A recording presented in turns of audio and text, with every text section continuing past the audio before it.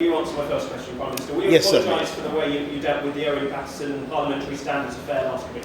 So what we've got to make sure is that we take all this very, very seriously and that we get it right. And there's a debate today. Unfortunately, I can't be there because I've had a long-standing engagement up here.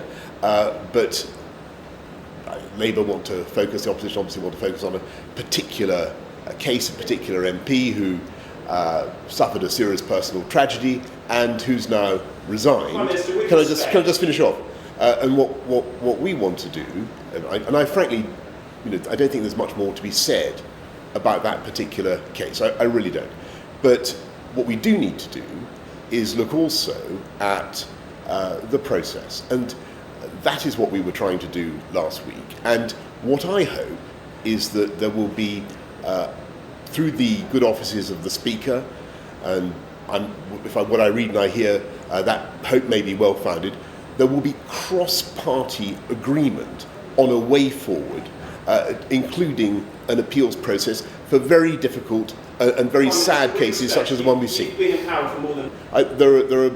There's been long-standing concerns amongst MPs across the House of Commons about the process. What we're seeing now is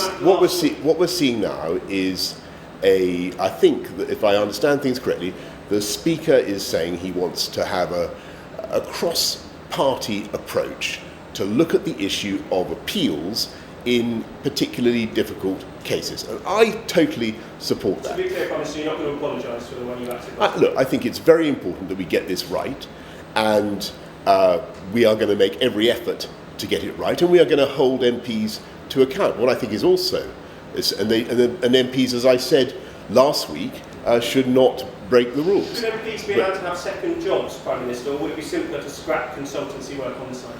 I think that all those kinds of things are issues that the Speaker's panel or whatever he sets up is going to have a look at.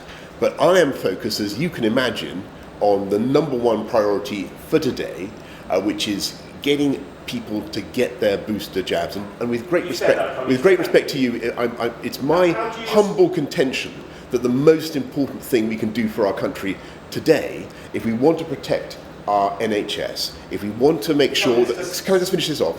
If we want to make sure that we don't have excessive pressures on A&E over what promises to be a tough winter, the most important thing we can do is all get our booster jabs when we're called. At the moment, are very important. They are. I'm trying to ask you about this if I can. How do you respond to Sir John Major, who said your handling of the case was shameful and wrong and trashing the reputation of Parliament? Yeah. Do you believe the rules just don't apply to you?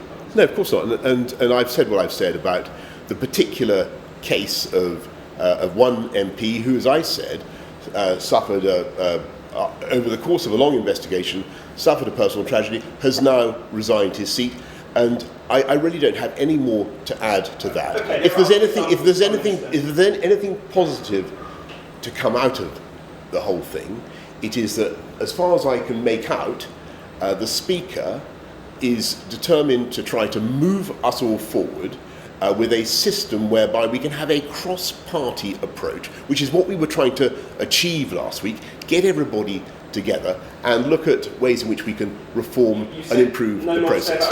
I'm focused, if I can just respectfully say to you, what I'm telling you is that I'm focusing on getting the booster jabs rolled out for the people of this country. 73% of 75 to 79-year-olds have had their booster. 70% of 80-year-olds. We've got to get those numbers up. And I think most people will understand why that's so important. Another straightforward question: can you rule out Owen Paterson? There's been absolutely no discussion of that. How about that?